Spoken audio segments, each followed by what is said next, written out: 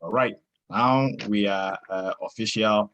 Welcome everybody. This is Eretmis Academy. We do this cyber chat every Friday around this time. 7 for the most part, 7 to 8, and sometimes we push it to 8 to 9, depending on the schedule. So we welcome everybody. If you're not familiar with Eretmis Academy, we are a cybersecurity training academy. Amazon is Train everywhere. All right. we Okay. we we train cybersecurity professionals from absolute beginners, intermediate, to advanced professionals. And uh, for the past week, what we've started, what we are going to do for the next month and a half, will be to bring some of our students, who've landed cybersecurity jobs, for them to come back and share the experience, right? And also to let everybody know that if anybody is telling you otherwise, that hey, if you don't have an IT background or cybersecurity background, you can never get into cybersecurity, is a big lie. Because most of these students will be coming to share their stories. It's not even going to be me saying it. You're going to hear it from them. And I don't think I can, pay them any amount of money just to come and fabricate stuff. And you guys will know yourself because it's going to be open. Throw any questions you want at them. If they are BSing, I mean, So these people are the real deal. And most of our students are also on this call anyways. So if you have any questions or anything, you can ask. The floor is open. We're not going to gag anybody. Everybody can, say their mind. If you've had a bad experience, you can say it. If what you had is nothing but excellent, the floor is yours as well. All right. So without wasting my time, I'm going to introduce Venice. So Venice came to us to 2020, and she started working. She got a job 2020. She's been working almost 2 years now.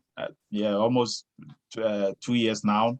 And we're bringing her back. We brought her back, I think, a while ago. We're bringing her back again to share her experience and also to serve as kind of an icon for anybody who wants to take her path. Right? We brought Sheila last week.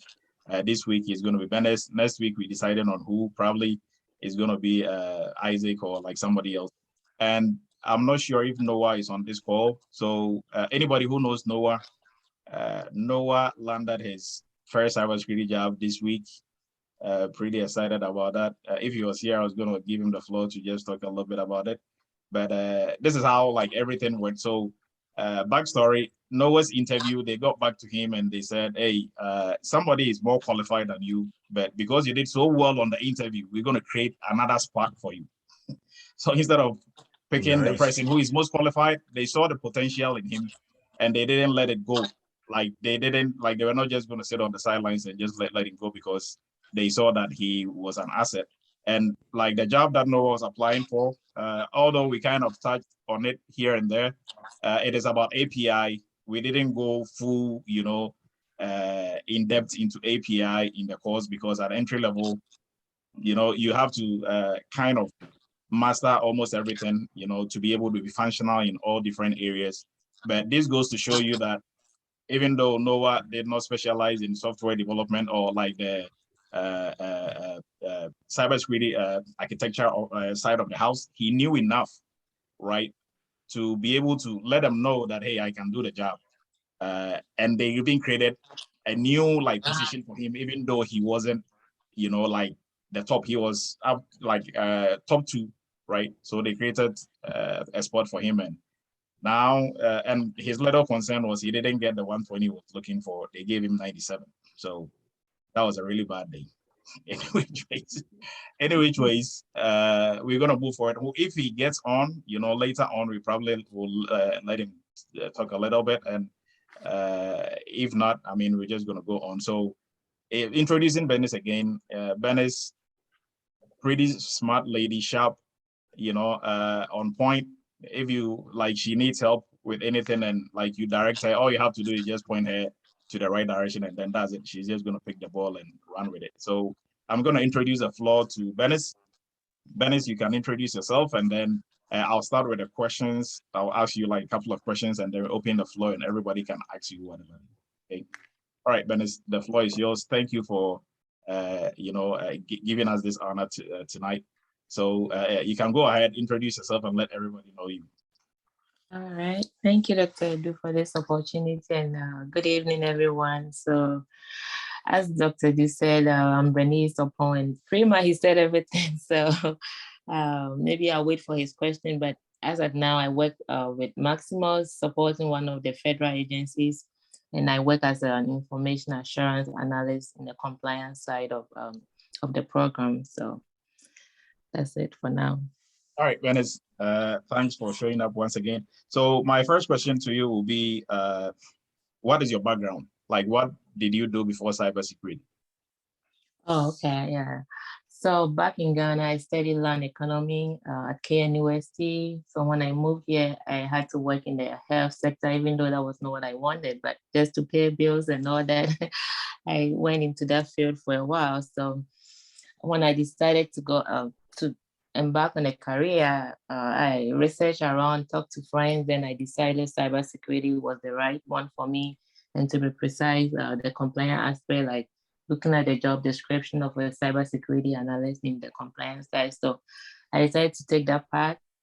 Then I did some cyber security classes around that people introduced me to. Then I had to, afterwards, I came to Dr. Do, and we did more, like he introduced me, he guided me to the path. And when it was time for me to apply for job, he guided me, and I got my first cybersecurity job. And afterwards, I wanted to take it further. I enrolled in school. Then I just completed not a few months ago. Then was about a few months to completion of my master's, I came back to Dr. Du to uh, get more knowledge. So that was when he had started the CISSP, and I rolled in that. So even though I'm done with school, I'm still studying to build upon my experience and build upon my skills. So I would say that's how I got into cybersecurity.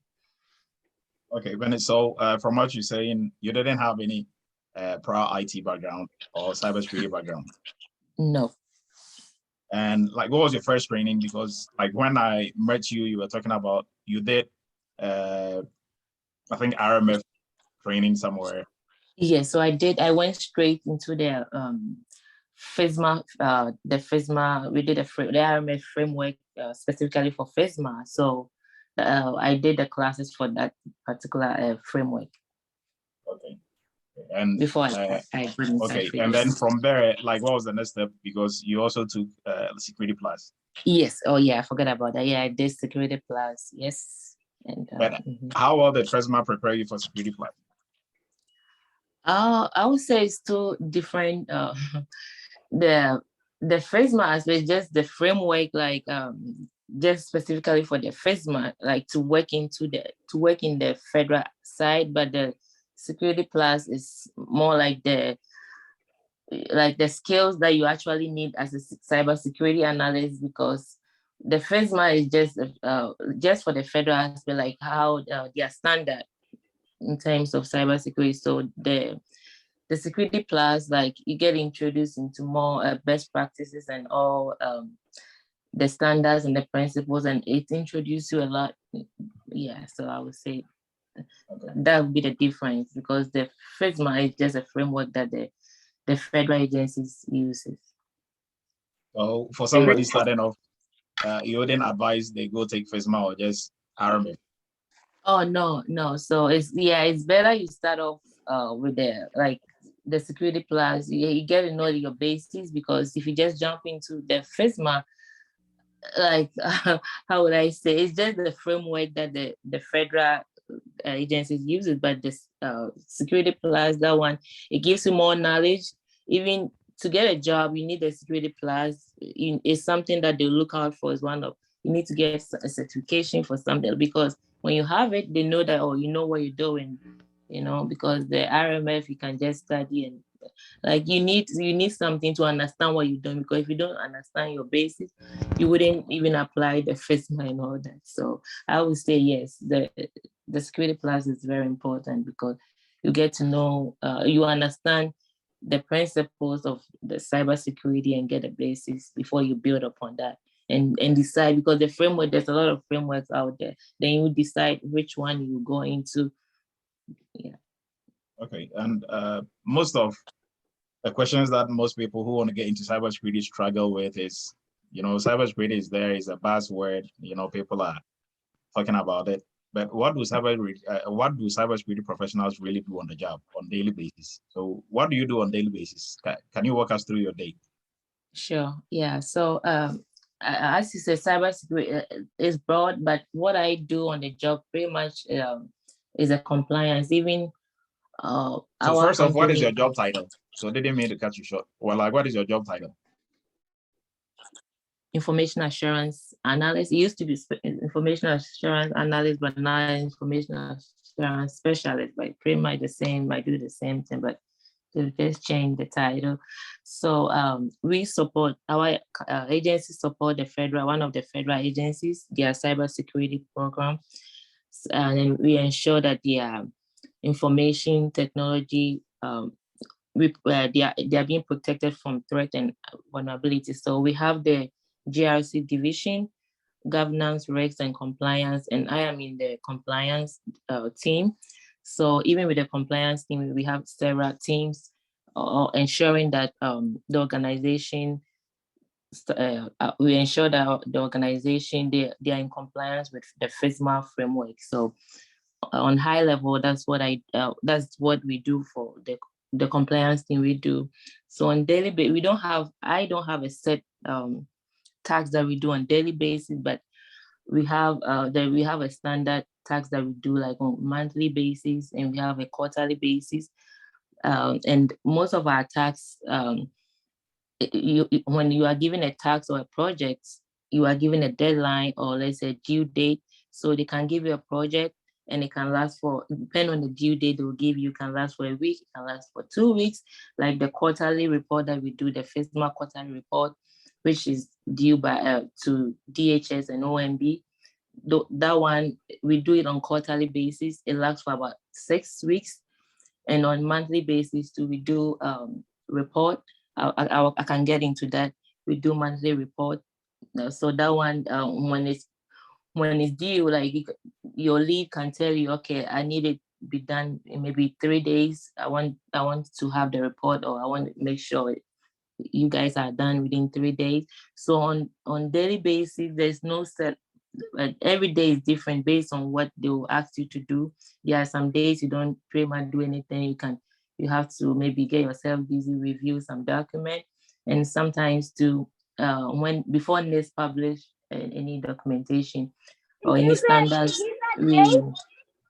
they send it out to us. We review and provide our feedback. So on the GRC team, they will send it to us and we review and provide our feedback. So sometimes we review these documents before it comes out to the public. So on high level, that's that's the summary of what I do. So I can go in depth a little bit, like on monthly basis. So we are on the enterprise level. So we support various they call them operational divisions. They are like offices.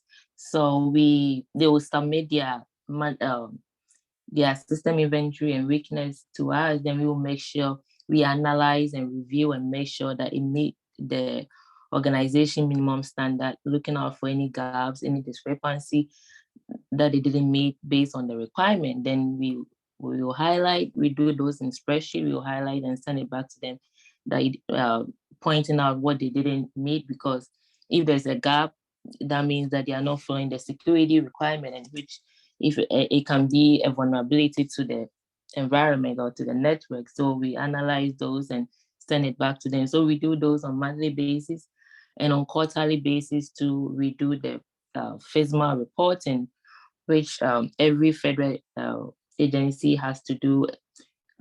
ONB and DHS will send those questions. They call them metrics. They will send it. It's kind of cybersecurity metrics or questions based on how every organization they'll measure or they assess how every organization conduct their cybersecurity best practices. Questions like encryption, how organization is performing encryption and other security requirements. So we do those on quarterly basis. They'll send out the questions. we will send it to the operational divisions. We will collect the data, then we will analyze and make sure that we have enough information based on the metrics that we will receive from DHS.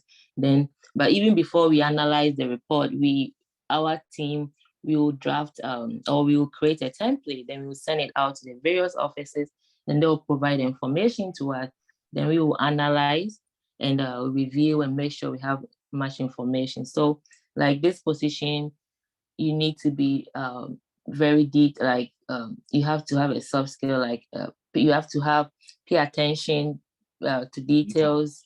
Yes, so we do that because if you don't analyze well or catch all the gaps or the information that they're supposed to provide that they didn't, at the end of the day, you have to go back again and it can delay the process. So you need to have that skill. So we do that, analyze, reach back, send emails back and forth that why was this not provided, or if you don't have it, do you have any estimated time you can get this information back to us? So we do that on quarterly basis. We create a template. Even the template, when we create, we have somebody with good Excel skills. So he does that, and myself and another team member will review and make sure that we've captured all the data point that needs to be in the Excel sheet. For now, we're using Excel. We don't have any automated tool yet. We review it and make sure we've captured all the questions in there, it's working properly, because if not, they'll come back to us that, oh, why is this not working, or even the Excel sheet is not adding up. So we test and make sure the template is well done before we send it out to the various offices or the operational division. Then they'll get it back to us. We analyze and make sure we get all our information. Then we will collect all and we put it together and we submit to DHS via a tool that they have called Cybersecurity. So that is that aspect. And unfortunately for me, like since I want to learn more, I have two teams that I support, but this is just one of the things that I do. So there's another person on that team. He just that. So there are days that he doesn't do anything. But for me, I have another team that I support. So I support the team that's in charge of the tool that collect all the system inventory and the weaknesses for the department. So I support that team as well. And for that team, what we do is that we test the tool to make sure that the RMF processes in that tool is in compliance, or the flow is in requirement to the FISMA standards. So sometimes it's because the tool, there can be bugs, there can be gaps. So we test them and make sure those tools are working, the tool is working well. If not, if you find any bugs, we submit a ticket, and there's somebody who also collects all those findings, and they call them change requests, and there'll be a board that will sit on it and approve. And when they approve, we test in the product in the test environment or the dev environment and make sure that those changes are even working properly before it goes to the production environment. So with that team also, that's what we do. We do UAT testing, which is user acceptance testing before it goes to the production. So I support that team as well. So pretty much that's also about analyzing the tool and making sure that any gaps is being captured before it becomes a vulnerability or a threat to the organization. Okay. So do you work remotely or you have to go there in person? No. So for now, it's remotely, and from what we hearing, it looks like it's going to be remote for a very long time. Yes.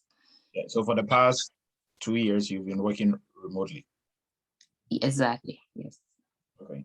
And so a little backstory. I know like Venice talked a little bit about what she does, but for like most of you, so her company is a normal, corporate company or like civilian company that has a contract with the government, right? So they help the government to keep their security system safe. So if you are working for such a company, then you'll be working, more with government frameworks like FESMA and others.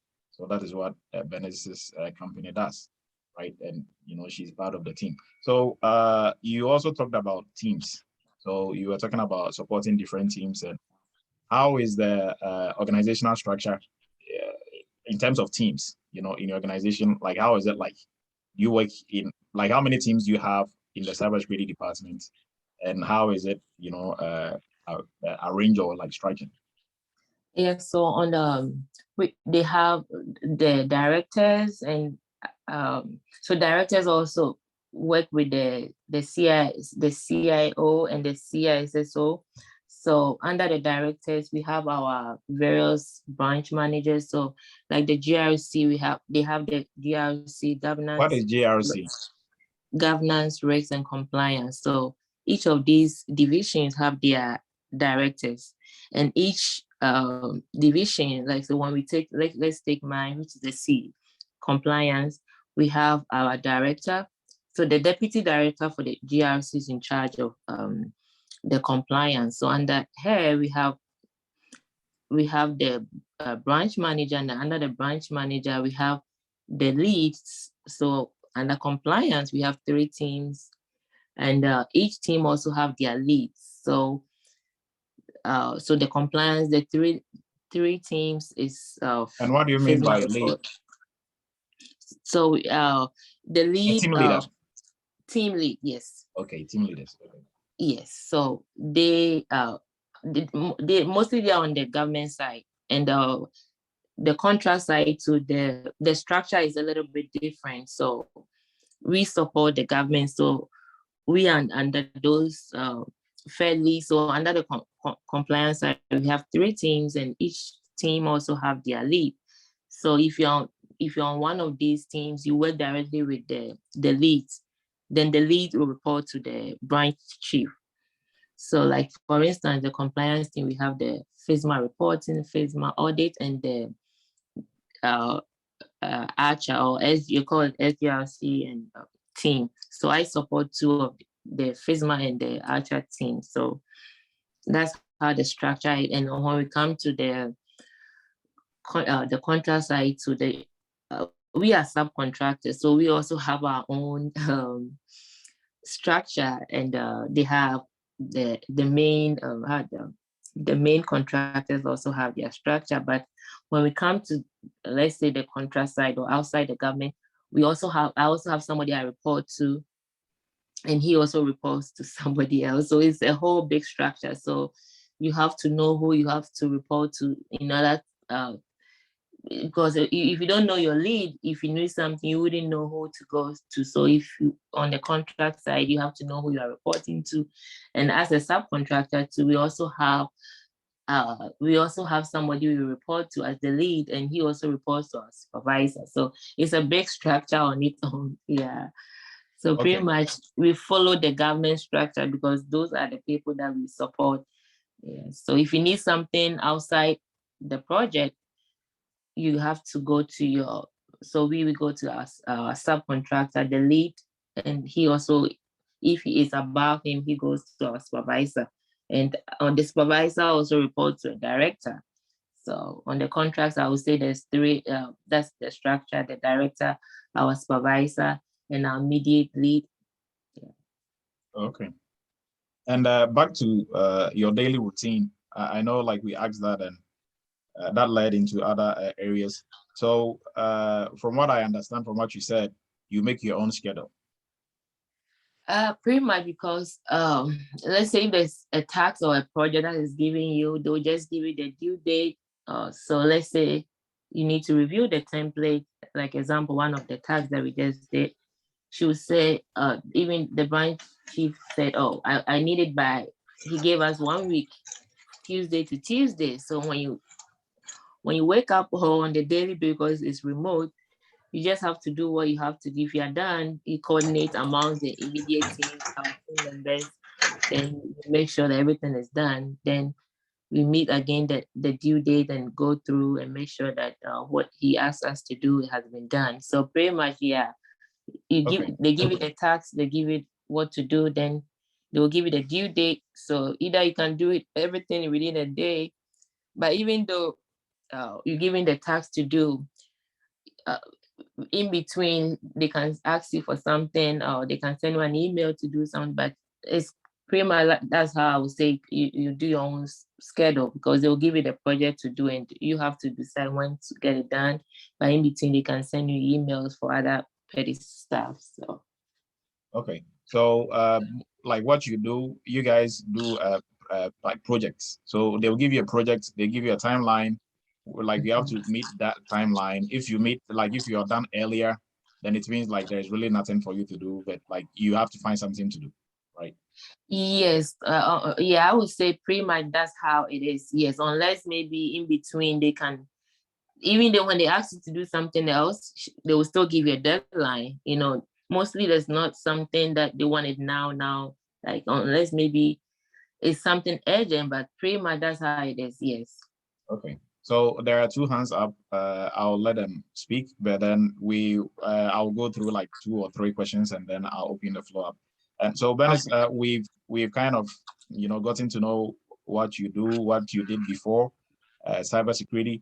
Can you walk us through the process of finding a job? Resume, application, interviews, what to say, what not to say. Like how was the whole process like? Oh yeah. So I would say like when I decided to start working, I searched with your help here. You guided me through the process. You gave me the website, like the job, the website to search like where to get jobs. But this job I found it on Indeed, and which was one of the uh, that was one of the places you asked me to search. So I did that, and we got that, and we did application. They called me. It was series of interviews. Resume, like how did you make your resume? Oh yeah, so you helped me with that. You gave me a template, and also like it was the baseline for the template you gave me. So when we got the job or that I thought or I could do, like then we would tailor the template based on what you gave me to suit the job requirement. Then so that was how I got the resume through you. Then any job that I will apply, we will tailor it to suit that particular job, and not just any applying for any job, but make sure that it's something that you can do or you have the skills, at least the basic ones you can do and speak to it when there's time for interview. Okay, so how many interviews did you do before you landed this job? I believe I applied for a lot, but most of the time recruiters will call you, but the main interview, I believe it was 3, either 3 or 2, yes. Okay, But and in like what? between, recruiters were calling, and yeah. But the main interviews, I believe 3 or 2. Yeah. And what was the time frame? Like when you were like, okay, I'm gonna start applying today. So the time that you actually, got your contract and you signed it. So when I start with you professionally, I'll put it that way. I believe, is it 2 months? Yes, between 2 to 3 months. I lost track of time, but when I started with you, it didn't take that much time. I think 3 months or 2 months. Yeah. And how easy or hard was it? Because I mean, I'm asking this not for me, but for everybody else. Oh Going yeah. through it, applying, and because like you got to a point you were not hearing anything from anybody. Oh yeah. So I would say the process is not easy, but you have to be determined. And if it's something that you want, yeah, you need to be determined. I believe it's not just this field, but any other thing that you want to do, you need to be determined. It wasn't that easy because you see the job requirement, you have to prepare and be ready for the interview. So I was constantly studying, and that time I had a baby, but so at night I'll put her to sleep, I'll study throughout the night. So it wasn't easy, but since I was determined and I know what the outcome and when the outcome will be when I get a job, I was determined.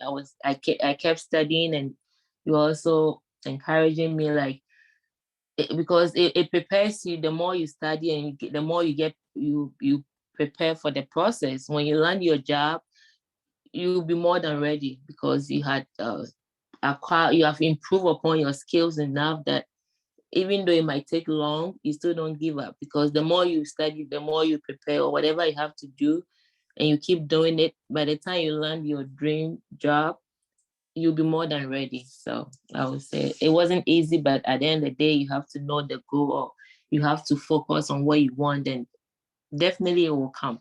Because you do one interview, you learn from your mistakes, then you polish it, you keep going. So even though the first interview might not work, you shouldn't give up. Learn from your mistake, pick something from it. How can I improve, or what did I do, or what did I not do wrong? Or so if you fail one, not I wouldn't say fail one interview, because it probably there was something they were looking for which you didn't have. So you just have to keep improving upon yourself, or keep on keeping on until finally it will come. Yes. Okay, so with this job, how many interviews did you do? So like, how many people interviewed you before you finally, got the green light? 3. Okay. And what was the first interview about? I mean, I know like most people talk about, oh, first one was technical, second one was maybe more soft skills. Then, like, how was yours like? Yes, so the first one, I talked to the recruiter before, so you have to pass that process, because there's a lot of resumes that she will review. So if she will talk to you for the first time, pretty much they don't know much, but at least they know what they are looking for on the basis before they can select those people to go forward for the interview. So I did that. Then I did a technical interview with one of their employees, because she was in the field, like in the same, she was working similar to what they were looking for the job. So she interviewed me for the technical part. Then after that, I moved to the second interview with the supervisor, our now supervisor. And she did a little bit of technical, but he was supposed to do the technical aspect. And he said, oh, because of my performance with the previous one, I got good feedback. So I'm not going to bother you so much about the technical. But even though he did a little bit, then he did more of the soft skill part, like how to work with people, how to work with teams, because that was much important to them. Because regardless of your skills that you bring on board, if you can't work with people, because cybersecurity, you work with so many professionals, like other people, because everybody and their skills that they bring on board. So you're not going to work in silo. It's not just going to be you. So they were more concerned about how you relate to people. So he did that. The next interview was with the director. She stressed on the soft skills part more, because she said, even if you don't have the skills I'm looking for, and I think you can work with people, we don't mind even training you. So the last two, they were more particular about working with people and the soft skill aspect of So I would say that was the process Okay. of the So interview. with the soft skills, what Venice is referring to, working in a team, your interpersonal skills, Mhm. the communication skills, presentation skills, Mhm. paying attention to detail, showing Exactly. up on time, meeting deadlines, all those Yeah, are what we would normally term as soft skills, right? yeah. So, I'll and add a little bit to the soft skills. Yeah, go ahead. especially like e- even showing up on meetings on time. You have a meeting with the director, you don't, because we're working remote, they set the time for um, 12 o'clock, and you come after 5 minutes after, and he will be there waiting for you now. So you have to show up at least 5 minutes before the time. So those, they look out for all those things, because sometimes you show up for meeting, somebody is not there, and they'll ask, oh, can you call your teammate? No, you do that 2 or 3 times, they'll be more concerned. So soft skills is also very important. So you have to bear that in mind, not just learning the technical aspect or building upon the technical aspect of the job, but you have to also bear in mind your soft skills as well, because that can also create it will create an impact on how you relate with other people. Okay. So was your interview, was it in person? Was it on Zoom or was it on the phone? Yes, it was on online. We did it on Teams. Yes, Okay, the so first Teams, not one, Zoom, Teams. Teams. Yeah, the So first video two or audio? video. The last two of video with the supervisor and the director were video. but the first two was on phone. Okay. I will let Chinsom ask his question, and then I'll continue. And then we're going to open the floor here shortly for everybody. Hi, I have a few questions. I have like two questions. My first question is, as the projects you did at Eretmis, did they help you? Like, did it help you? Did it relate to like what you got at the job, or how did it translate from like doing the projects? Because I'm trying to, I'm a cybersecurity student in college. I'm trying to like get projects, like work on projects. I don't care if it's free. I don't care if, like, I just need like to work on the project and see what it's like. So I wanted to know like if the projects from Eretmis translates to the job that you got. Yes, thank you for your question. So I would say yes. For me, unfortunately, when I started with Dr. Du, he had not started that program that he's having now, but I would say yes, you don't want to miss that, because I had a chance talking to him about his students doing incident response, like building the whole cybersecurity program for one of the company. I was telling him, oh wow, they should be very glad and be grateful to you, because I had to pay for college to study all that he was letting you guys do for even if you were paying or for free, because I was telling him, because the time I spoke to him, you guys were building incident response plan, and I told him the same thing that we're doing. And on the job too, we help the ISO. He's one of the director is the ISO for one of the systems, so we have to help her build the contingency plan, the incident response, because the system was going through an ATU, so we have to help her do all that. But if I had not done it in school, I would not, I'll be in trouble, but it will put so much pressure on me to learn it. So if I had the opportunity with Dr. Du at that time doing or building the cybersecurity program for the company, then I'll be lucky. But fortunately for me, luckily I was in school by then, so I was able to, I knew the skill, I had the skill for that. So I would say yes, it's really helpful, even though I didn't get to do it with Dr. Du. But luckily for me, I did it in school. So I would say yes, take the opportunity and yes, because what the way he has his how do I call it, the program that he has for you guys, you pay the same thing in college to pretty much do the same thing. And even if you're paying, it's less than what I paid for college. So I would say yes, definitely it's very important. And it's the same thing when you come on the job, the same thing that you're going to do. And then I think you had a second question.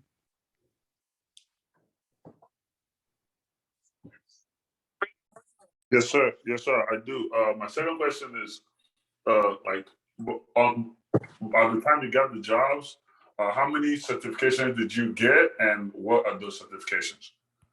Oh, okay. So before I got a job, I had the security plus. Then afterwards, I did a CAP, certified authorization professional. Then I did that. But when I entered the job, I had only security plus. Okay. So my next question to you, Venice, is what are some of the cybersecurity tools that you use on the job? Okay. So we use Archer, which is a GRC tool. And we also have one to generate reports, which is called Jasper. And we also use Excel. Yeah. And the other tools that they use, but I don't use those. They have Splunk for the incident response people, which now they are trying to integrate with Archer, but I don't work with those two. But what I work with is the Archer, and they have a custom rating application that they use. That one is not a GRC tool, like it's just a repository where they collect their information for their system inventory and weakness. And so those are the tools that I work, but the other tools that they use for the cybersecurity program for the federal agency that we support. Yes. So before starting the job or during your interviews, did you had any experience using Archer or Jasper? No. And during the interview, like what did you, so like when you knew they were looking for somebody who knew how to use Archer, like what did you do about it? Oh yeah, so during this whole process, I was in touch with you. So I called you, then you guided me through. We went through YouTube to look for videos and also like do research, know what the tool is used for, just to have an idea what is used for, and the basic things that you need to know about the tool, like how it's used. So that's how we went about it. Okay, and how well do you think that helped you during the interview? It did help. Okay, so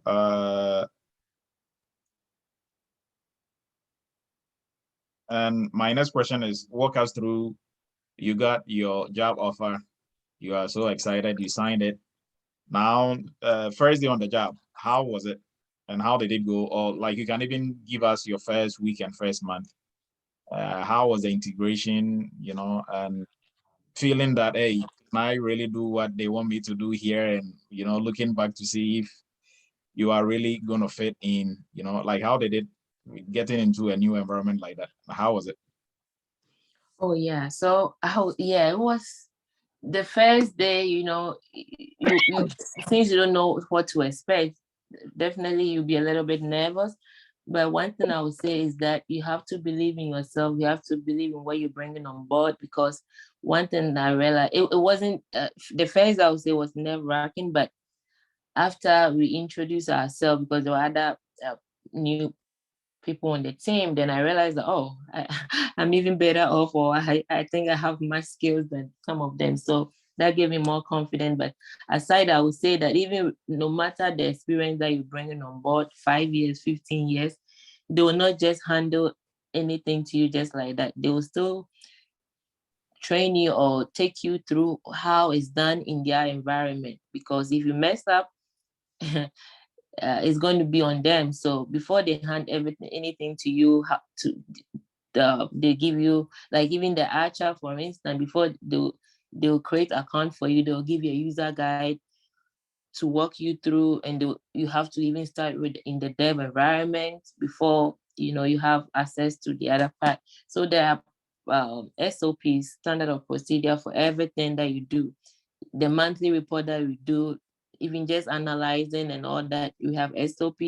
So pretty much there's guidance for everything that you have to do. They won't just let you do anything, no matter your experience that you're bringing on board.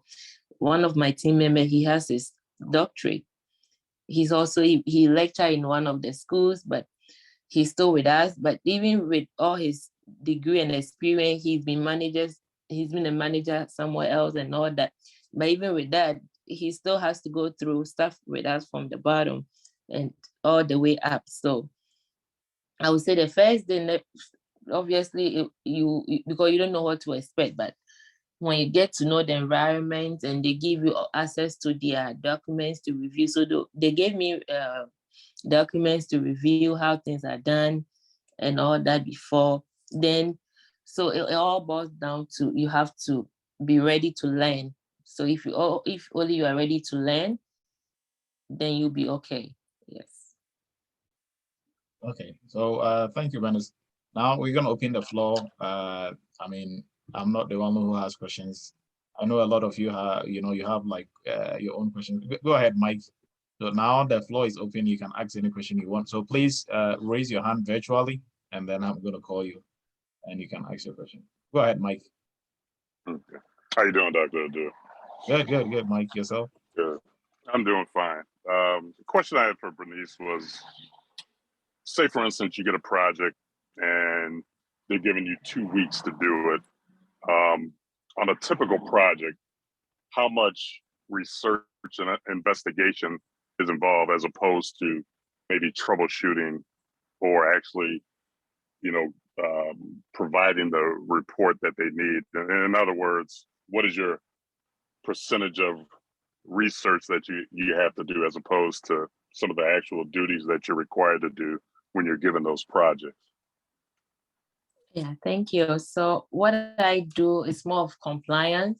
So we don't do much research. Even if you have to do research, it will be, let's say, for instance, uh, on for the quarterly report that we need coming from, we have to submit to DHS and OMB every fiscal year. They will bring out those questions. We call them CIO metrics. So sometimes there will be new requirement, which will be new to everybody. We need to do more research, understand the metric or the requirement, so that when we ask, we send a template containing those questions to the operatives, because we are on the enterprise level. They'll come back to you, oh, we don't know this question, we don't understand. How do we get to understand? Or because based on the understanding is what is the information they're going to provide. So like on those, when it comes to those aspects, we need to, we meet as a group, go through the metrics and understand. And even sometimes the director himself, we need to do research. He will also send those questions that we don't understand to a different department for them to also get to understand and say, okay, this particular question, this is what it means, this is what we're looking out for. So in that case, that's when the research and the other things will come in. Like there was executive order, EU order from the Biden administration, bringing out new requirement for cybersecurity, for the federal agencies concerning cybersecurity, zero trust, MFN encryption. So based on those requirements, you need to understand before they can provide the necessary information for the we can provide the information that they need. So I would say that's when we do, like we on the compliance, and we do research. Sometimes we go on the internet, we research and understand the metrics or the question, so that when the operatives reach out to us, we can also provide them feedback or like how we understand, and based on that, they'll provide the information. Then we'll collect all the information and submit to DHS based on our agencies, how things are done in our agency based on the metrics. So I would say for me, that's when the research comes in, or you're on the job, like somebody asks a question, because we have a mailbox that the offices can, or anybody can send you a question asking how things are done. Then if you don't understand, you need to research, you reach out to your team members, you need to reach out to your team lead. If you need to reach out to your director, then that's where you guys have to we do a collective research and understand the metric. But other than that, let's say for the monthly report that we do, we don't do much research. We just analyze and look out for the gaps, look out for what they are missing or what they are not meeting for the requirement. Then we reach out to them how they are done. So that's what I do. Unless, as I said, the quarterly reports and when the new metrics are released, we do research. And so that's how I would say that's when research comes in for me. Okay, and Venice, what I think I forgot one question, which is very important to for everybody. So, what was the like the compensation like? So, what was the pay jump from what you're earning, you know, in the health side, and then when you got your first cybersecurity job, like what are we looking at for your first cybersecurity job and your previous job? Like, what was the gap? Oh yes, it was about, is it 3 times or 2? Yeah, about 3 times what I was earning before. Yeah. So because in the health sector, I wasn't working that much, especially when I had kids. So when I had just working one job, I was getting more. Yes. Okay, so just to motivate everybody, it is worth the time and the effort, right? So I mean, yes, and working remotely, yeah, you are home, so it's more flexible. So with the tools that you use with Archer, you just educated yourself about it, what it is used for and stuff. On the job, how did you get to really learn how to use Archer? Yes, so as I said earlier, we have SOPs for everything that we do. So with the Archer, we have user guide. So I use that. I used that and went through the process. So in the Archer, we have different instances or models in Archer. So We on the compliance side, we use the A&A model, which is related to the FISMA process, from the first from categorization all the way to the end of the process before the system get its ATO. So we use that aspect of the ARCHA. They have different instance. The incident response people have their instance. The privacy people have their instance. The policy people. So we have the user guide for that particular for the FISMA side A&A process. So that's what I use to learn and get to know more of the ARCHA. Okay. And you're also talking about soft skills. So what are the soft skills that have helped you so far? And like what, looking from what you know now, and what you are doing, what will you tell Venice 3 years ago, Venice, who wanted to get into cybersecurity, in terms of soft skills, or what set of skills that you need? Yes, so I would say one particular soft skill that I think is very important, that is very important for what I do, is paying attention to duties. It's very important because as a cybersecurity analyst, you have to pay attention. Like what I do, we send out reports to different people or different offices. So if you make a mistake and send the wrong report to the wrong person, like you sending a report to somebody concerning their weaknesses or their vulnerability, you don't want to send the wrong one to the wrong person, but then the other offices will know what is going on in the other offices. So you have to pay attention and make sure that you send the right one, and make sure when to encrypt emails, when not to encrypt, and all that. So paying attention to duties is very important, which it has really helped me a lot, because sometimes my lead will say, oh, I know you pay so much attention. And there's been a time that I have point out so many things that she has been so grateful, because if it went like if I didn't see it, it would have caused a huge problem. So paying attention to details is very important, because as I say, we analyze a lot of reports, we analyze a lot of documents. So if you don't pay attention to details and there's an error, you wouldn't catch. So, and also one other soft skill that I would say is working in teams, because you say something and obviously not everybody will agree with you. You have to know how to deal with it, because there have been so many instances I hear on the project where people don't get along well with other team members. But our team, since we know how to work with each other, how to relate to each other, you have to know when to disagree. Even when you are disagreeing with somebody, you have to know how it works, and also being on time, communicating skills, you have to also, and being ready to learn, because there's always requirements, cybersecurity requirements or security requirements coming out each year. Like I said, we get those metrics from OMB, DHS. So when it comes, you have to study, like do your research and able to understand, because there's always different requirements coming. So you have to be ready to learn, because cybersecurity, you have to be someone who loves to learn and ready to learn. And it was one of the job requirement that they were looking out for, somebody who is ready to learn. And also there are times that, especially during the quarterly report, it gets so busy. There's pressure coming from left and right, from directors, from different offices. So you have to be somebody who can take that pressure when that time comes, because you'll be doing this and they'll ask you to do this, to get emails, how to prioritize, when to respond to this email. And you have to respond to every email, but you have to know which one is more important, so that things are done on time and you don't. So, and one thing is you have to know how to prioritize. It's also very important.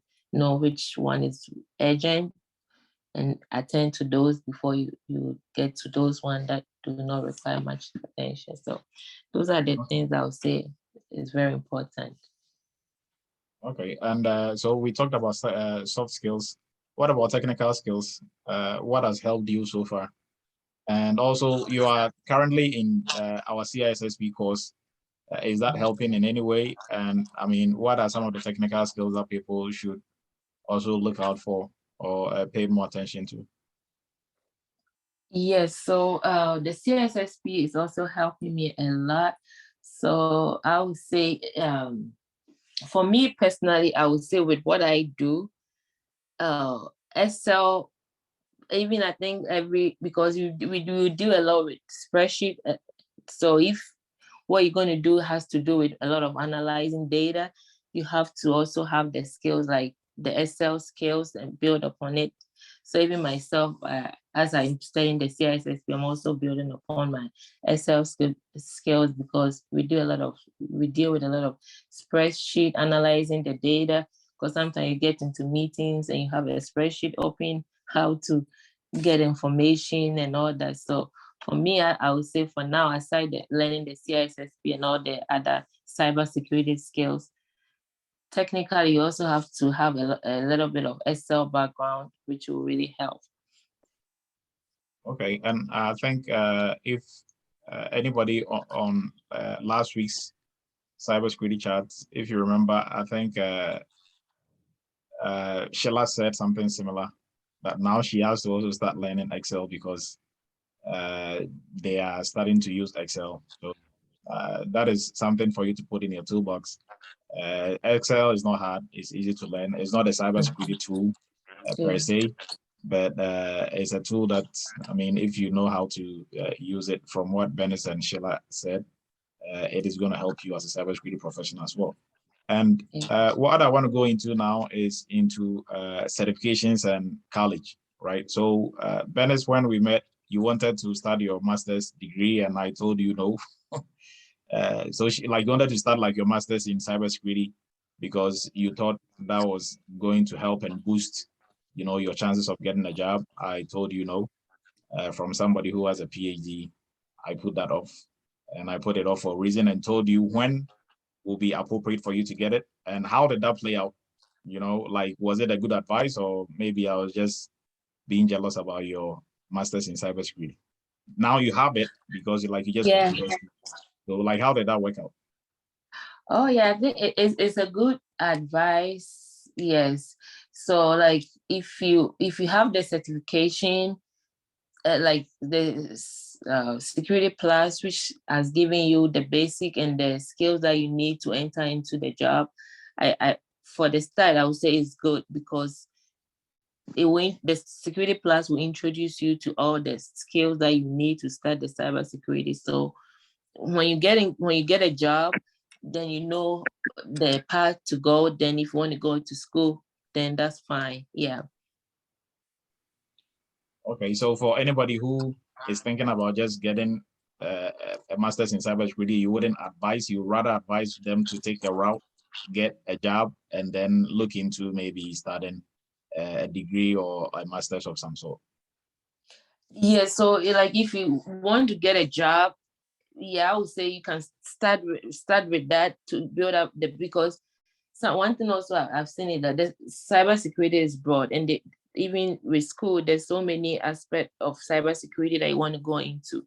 So if you get a job, it will open your mind, it will open your understanding into actually where you want to go. Because if you just jump into it, going to school before maybe getting a job, which you can do fine.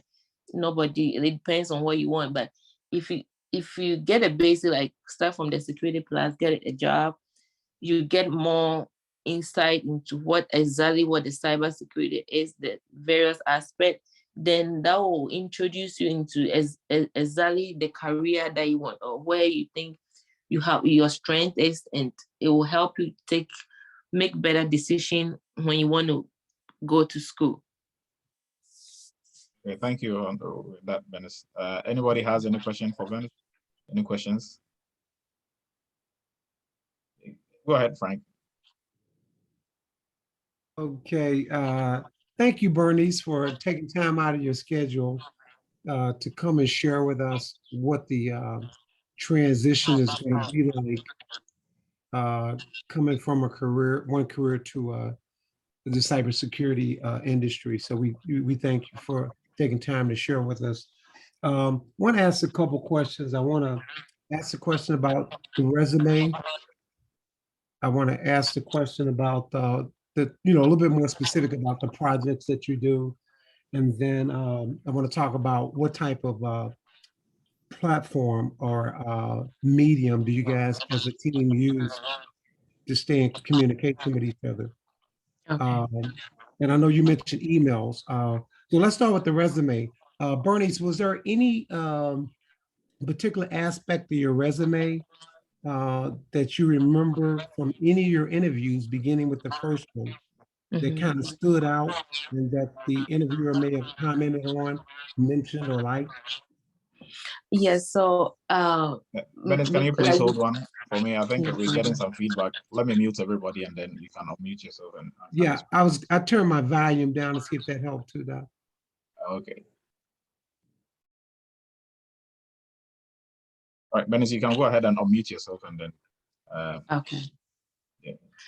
Yeah. So, my resume, as I said, I had a basic one with the help of Dr. Du. So before I apply for job, I don't just send the same resume to every job that I want to apply to. So I have to understand the job requirement for the job that I want to apply, know what they're looking for, know if I have the skills, and if I'm employed, can I do what they are required of me? If yes, then I'll tailor my resume based on the job requirement for the job I'm going to apply for. So that was how we did it. So I just don't apply with just one resume. You have to know the job requirement. Then you tailor your resume to that. Gotcha. Okay, perfect. That makes a lot of sense. Um, and so anything about experience or your educational background or just the format of the resume that any of the interviews mentioned that they like particularly that you can think Oh, of? yeah. I remember even the style of the resume that Dr. Du helped me build. My last interview, the director, she was so impressed with just the format of the resume. So she was like, "Oh, when we're going to apply for project, I propose that she's going to invite me join because she likes the style of the resume." So that was one thing I always remember yeah, when I see my resume. Yeah. Great, great. That's good to know. Dr. Du, I think I'll purchase one. Okay, and so let's move on to the projects. I'm gonna ask a similar question to what Mike asked in the beginning, but I'm gonna ask it differently. And then you kind of touched on it as you were explaining what you do in terms of the projects. So I think I want to ask a general question like, generally, what does the projects you do involve? And I know it may vary from project to project, but are we talking about, as you've already talked about, research most of the time or some of the time, analyzing data, you already brought that up, you do that. How about processing data and creating spreadsheets or documents? Is it more of either or a little bit of both? And then preparing slides for maybe a presentation. Oh Which of those yeah. you say is going to be generally what's expected for your projects? So all that you talked about, we do all that. We do like when we finish the quarterly report, we need to prepare slides, PowerPoint to present to the CIO. But our lead does that, but we help her with preparing the PowerPoint based on the data that we collect. We need to summarize and present to the CIO and the other stakeholders. So we do that. And also creating spreadsheet, you said yes. So before, when we get when we get the metrics, we need to prepare spreadsheet template using Excel from the scratch. There's someone with the Excel skills. Unfortunately, I don't do that much. So when he finished, we analyze and make sure that all the data points are collected, Wow. being collected in there, and the cells are accurate, the formulas are matching well and all that.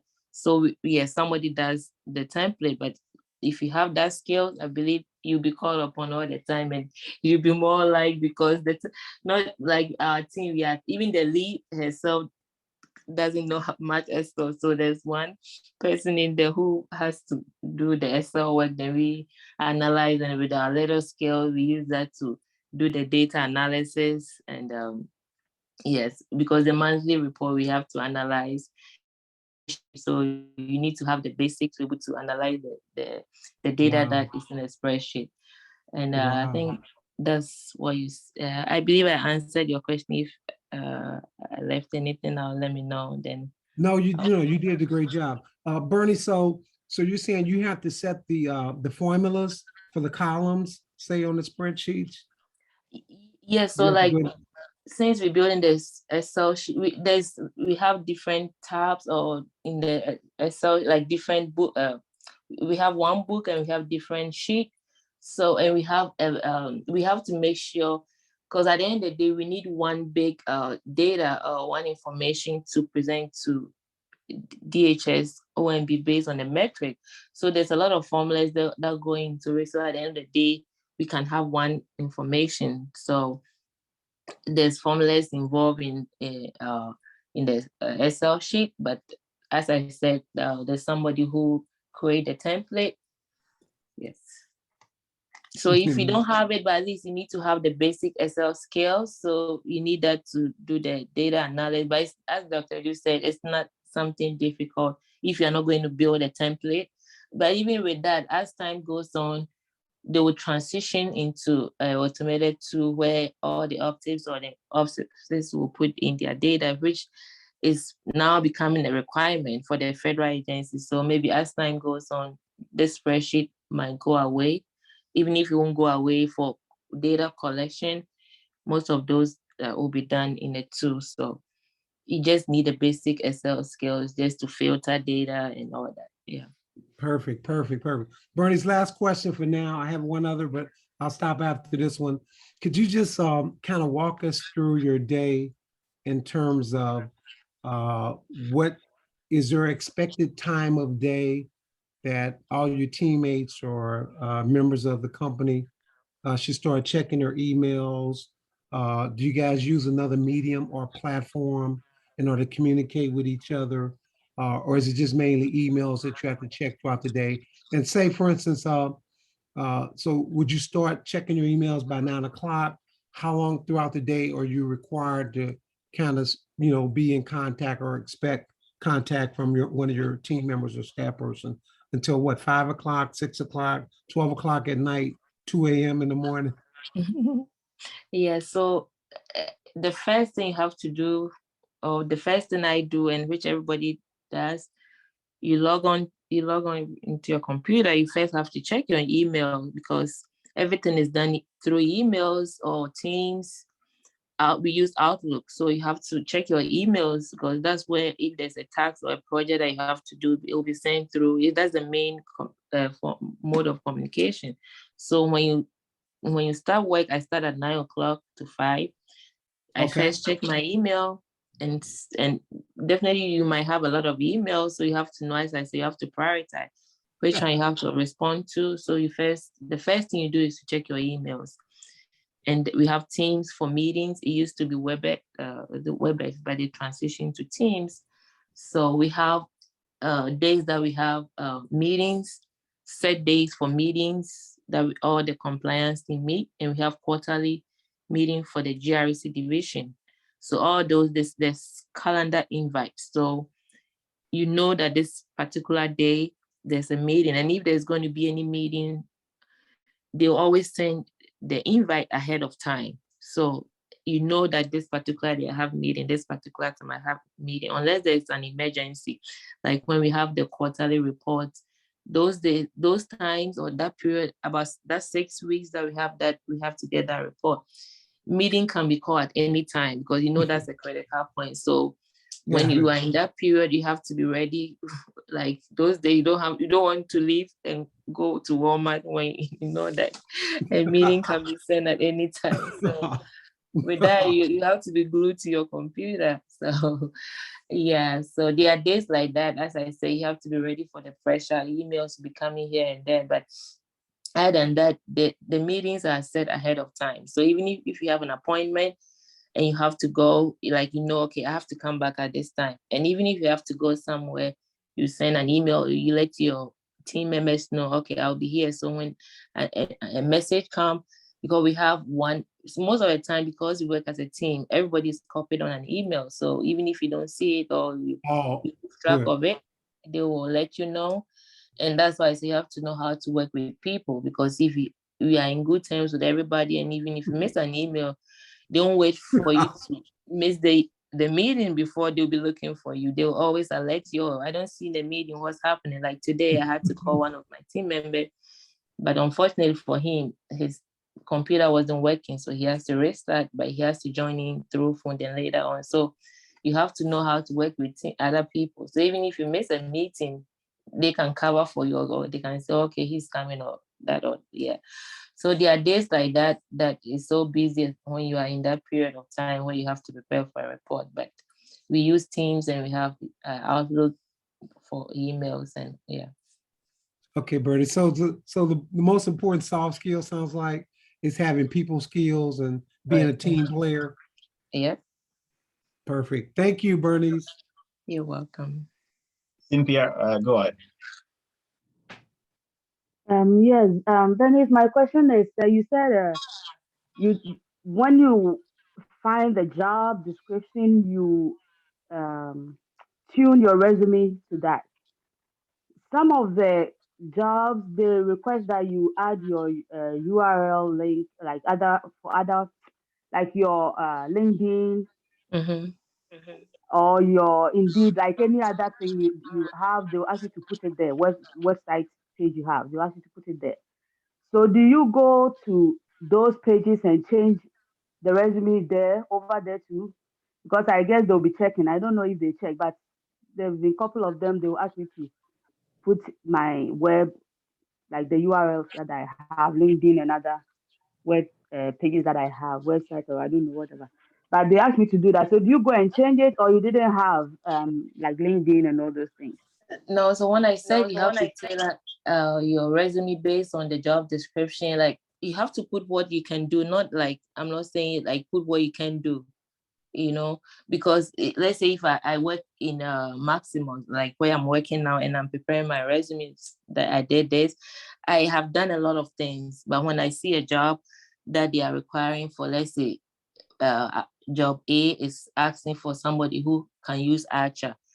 As I'm saying, I'm on two teams, purposely one team work for the tool that we use and one team for FISMA. So let's say if I see a job looking for somebody with the GRC2 and one job looking for somebody with the FISMA skills, definitely I have to change my resume to fit the FISMA skills and have another resume to fit the Archer skill. That doesn't mean that I'm faking it or I can't do it. I have both skills for both jobs, but I can't take my FISMA skills and apply for Archer's job. That's what I mean. You have to tailor your resume to suit the job requirement that you're looking for. And let's say ESO. Oh, I think there's a feedback. Sorry. I don't know if I answered your question, but that's what I meant. You tailor your resume based on description. Okay, I understand. But what I'm saying is, after you have tailored, okay, so that means your resume that you're going to have on the LinkedIn will include all. That's what. So it Or how? depends. Yes, so let's say you're doing one base, like one basic resume. Yes, pretty much put everything that the skills that you have. Then you can tailor later. Let's say there's a job that you found that is looking for a particular skills which you have. So you can have one resume with all the skills that you have. Let's say, let me use my for instance.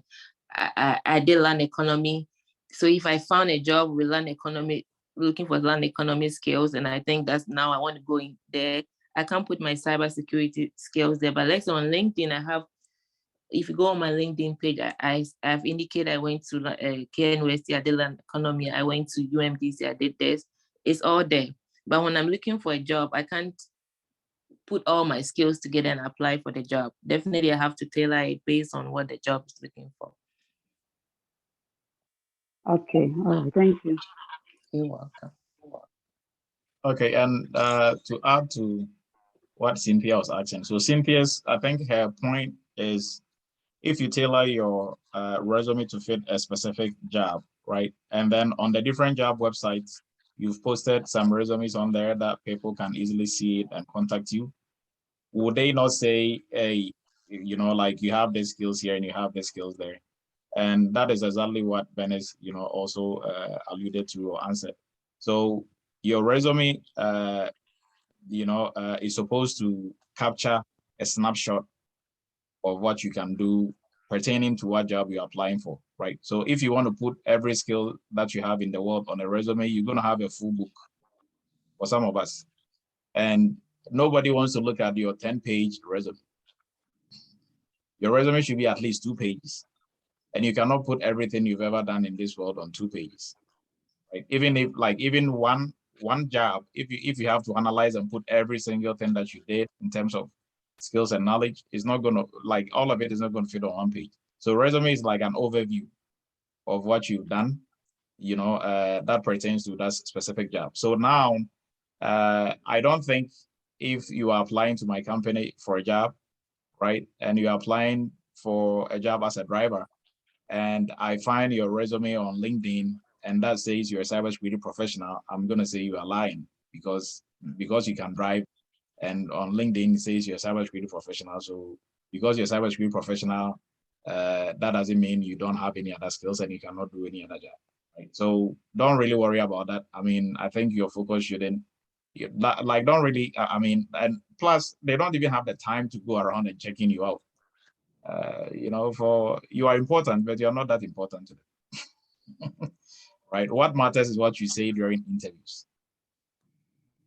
That's it. If you are able to convince them that you can do the job, that's it. Forget about, you know, hey, if they go find me somewhere else. I mean, like, the best thing that you can do is to make sure you clean up your social media, right? So you don't have any offensive, you know, posts or words, and you are not half naked at some beach acting the fool. Yeah, that you have to clean up. But aside that, you know, checking your resume on some other, you know, job search board and comparing it with what you submitted to them, because even like recruiters, when you get to a certain stage of your interviews, sometimes they'll ask you to send them your updated resume. Mm-hmm. Even though they have one already, they want the most updated. And sometimes they will tell you, okay, add this and this and this to it. Yeah. If you have that skill, right? Yeah. So, I mean, resume is not, excuse me for my French, resume is not a tree that cannot move. Resume is a living document, right? So it is not static, it's not set in stone. It has to always evolve. So if your resume is set in stone, I don't think you like you're even gonna find a job, because you are so stiff, you don't want to, you know, shift or change. So, like, whatever you find that you think you can do and it's not on your resume, you add it to it. So you take some out, you add it to it. So, I mean, if you are going to look for a driving job, you're not going to put your computer programming skills on there, and vice versa, right? So I hope that answers your question, Cynthia. But I think, like, Venice did a good job answering that question. Go ahead, Eric.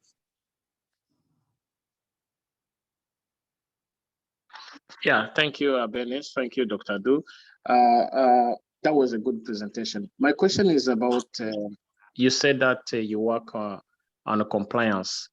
And imagine if you have multiple divisions in multiple states or multiple countries, do you have to know the regulations of those states or countries? Thank you. Do you have to know what, can you please come again? I didn't hear that part. Oh, I was saying, because you're working for compliance, right? Mm-hmm. And I want to know, let's say some of your divisions may be in the different states or different countries, which they have to follow some regulations.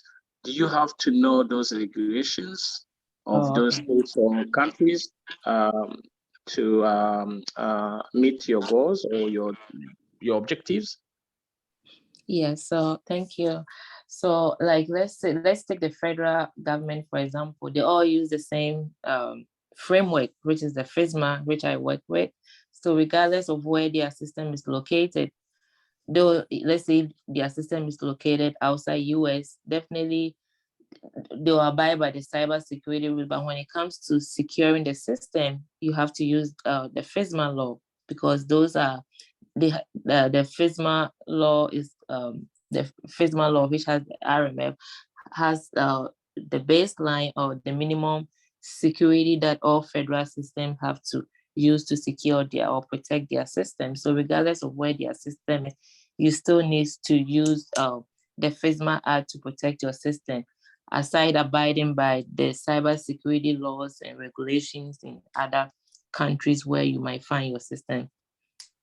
But so far as it's let's say like my instance, so far as a government system, no matter which state, which state in the US the system is the same FISMA law that they go by.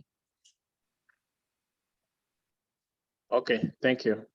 You're welcome. And Venice, there was a question in the chat.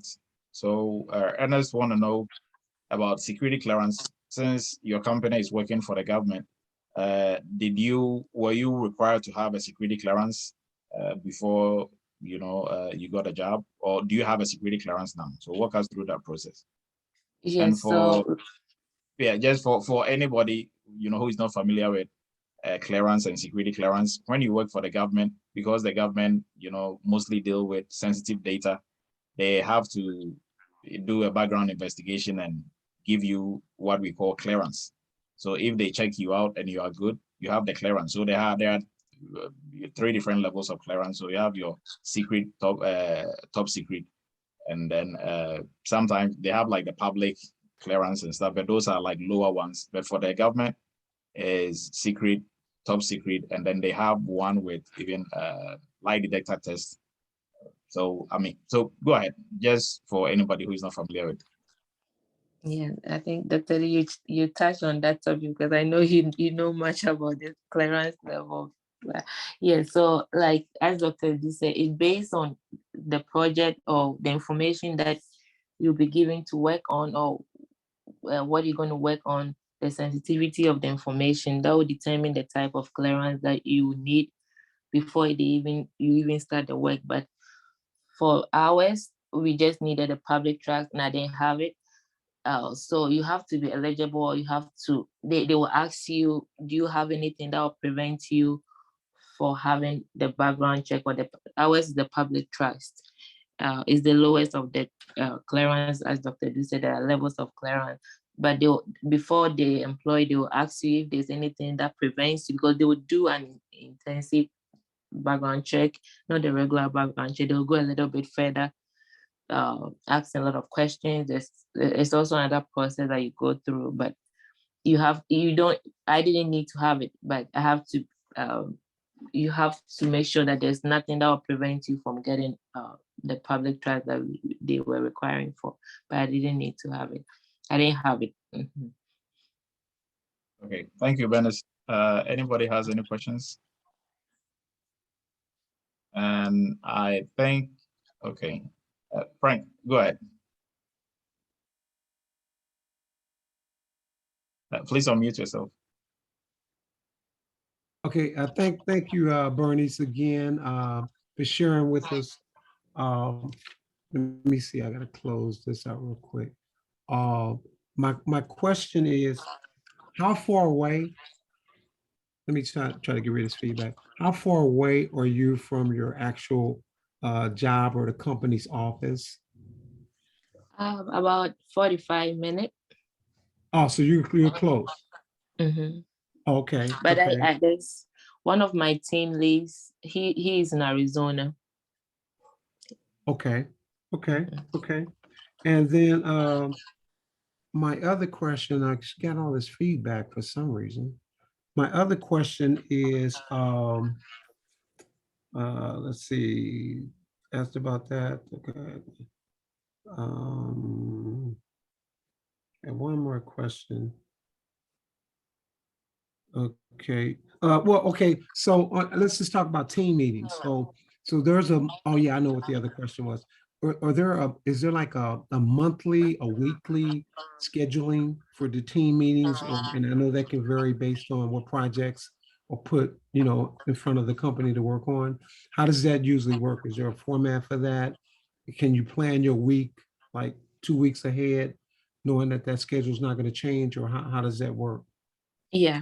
So we have a set or a defined weekly meetings and a fixed time. And if for some reason it has to change, they will change, and when it's changed, you get a notification that the meeting time or day has changed. So we have a specific day in the week that we do meetings, and we have a quarterly meeting for the whole GRC division. So on our team, and even our internal or our small team, among my team members, we also have a weekly meeting that we just touch base and discuss issues or any challenges or anything that we want to talk about. So within our small team, among ourselves, on the company side or on the contract side, we also have our team, but we have a bigger weekly team with our Fed employees. Okay. Thank you, Bernice. Can we talk about salaries and money for a second? What's the negotiation process like? They offered you a particular salary for that position.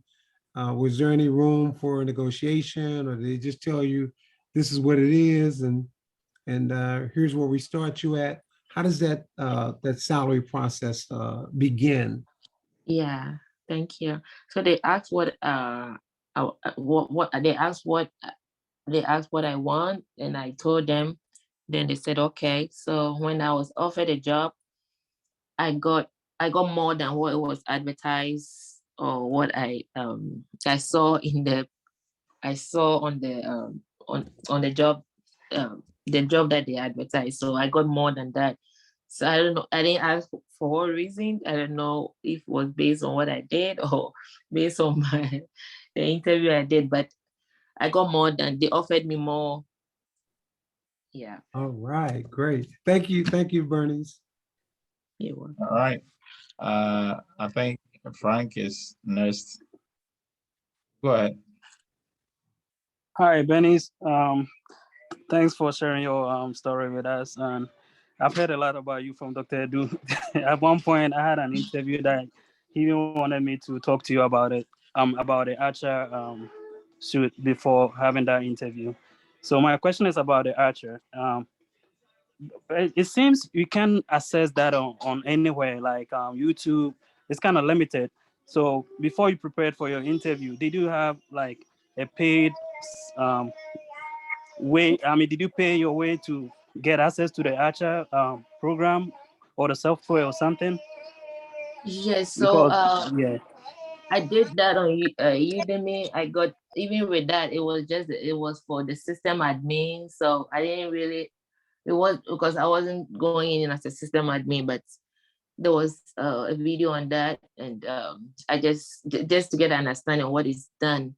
And there was one thing I left out.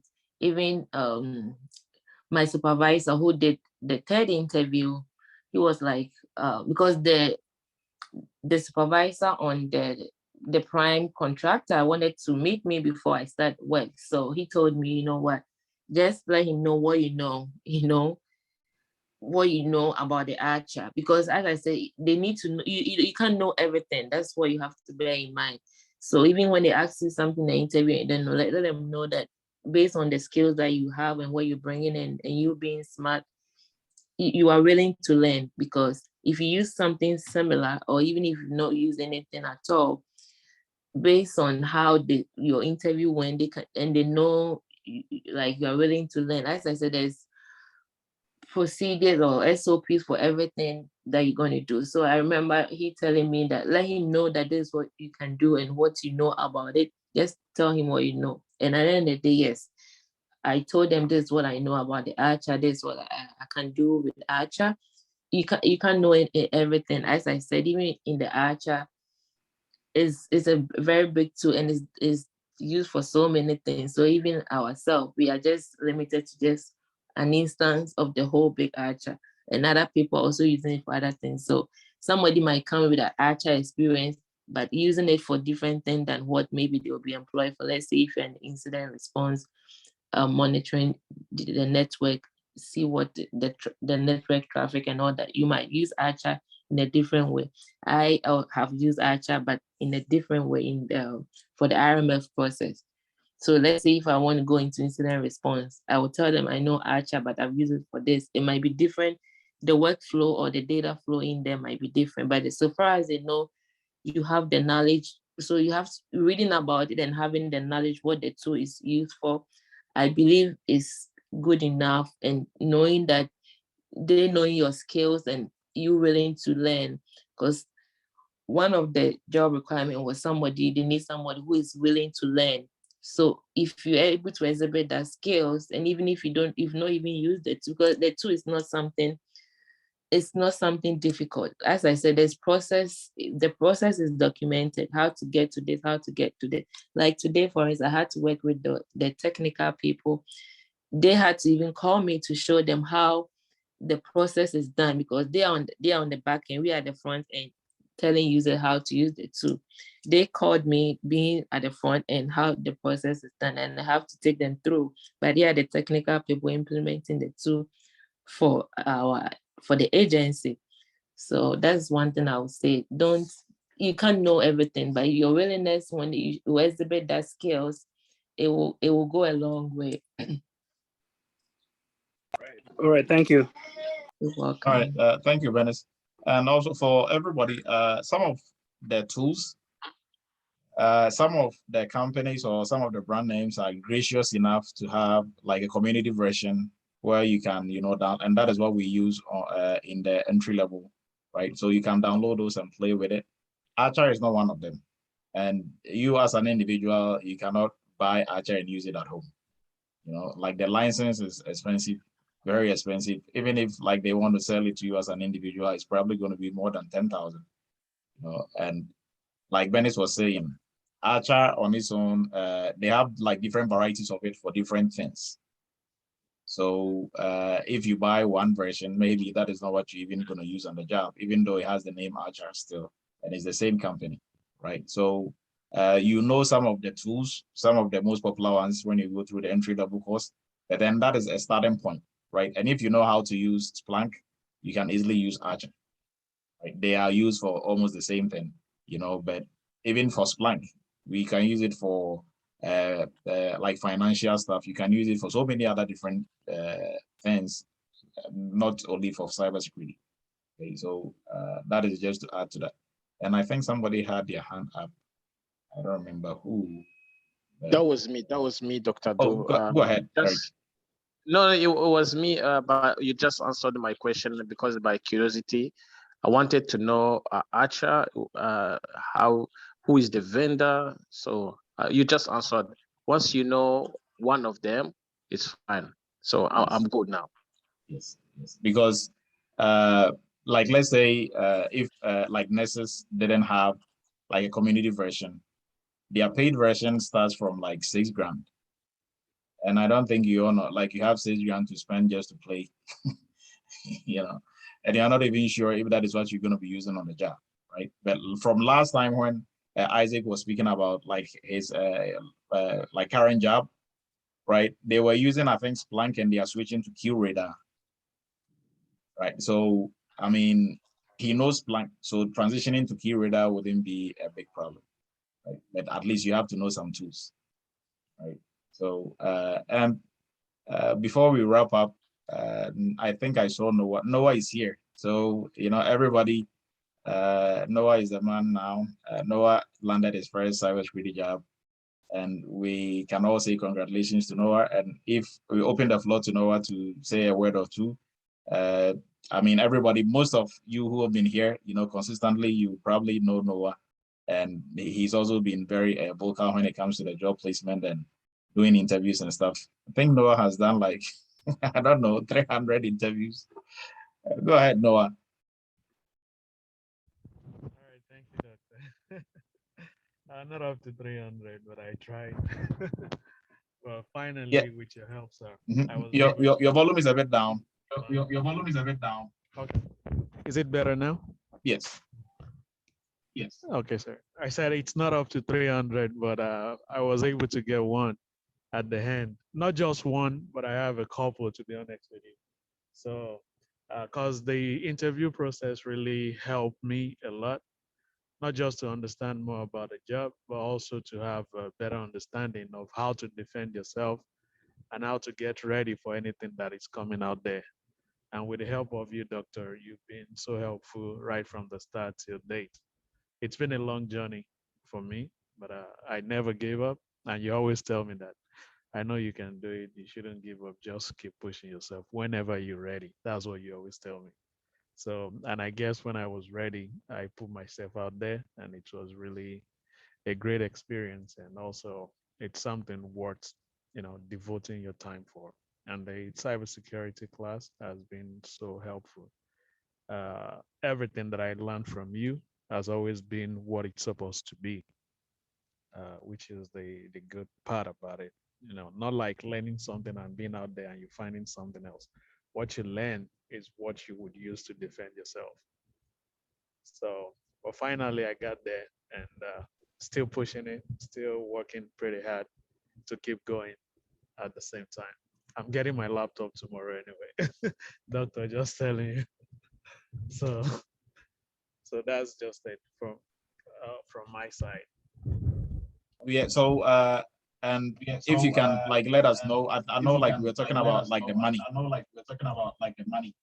Yeah. I reach out to my team lead, and I'm like, I don't think I'll be able to take the money because I have other, uh, more other people offering me more money.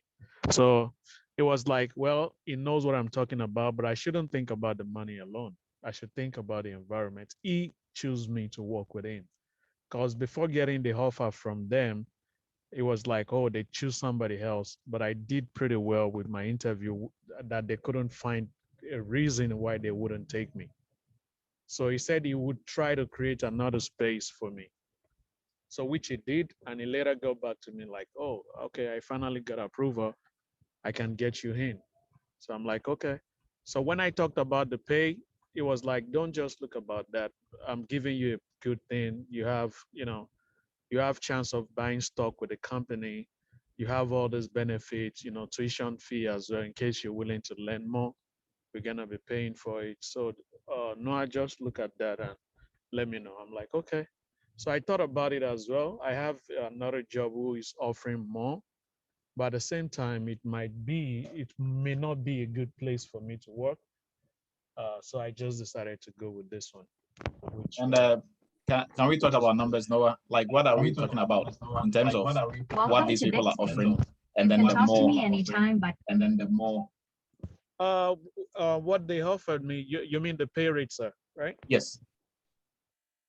Okay. What they offered was 90, I think 95,000 something. So, and I wasn't pretty okay with it because when I started, my pay rate was like 110, 120 upward.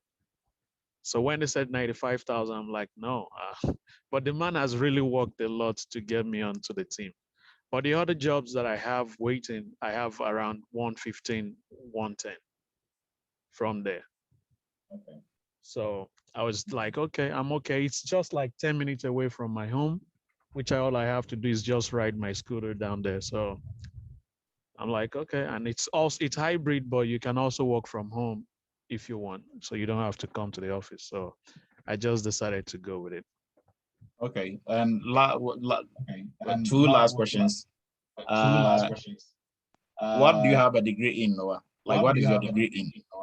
Even if you have a degree. If you have a degree. I don't have a degree in anything. Even what do you have? I only have my CompTIA. What do you have? My CompTIA Security Plus. No, I mean like traditional education. Oh, okay. I have my high school.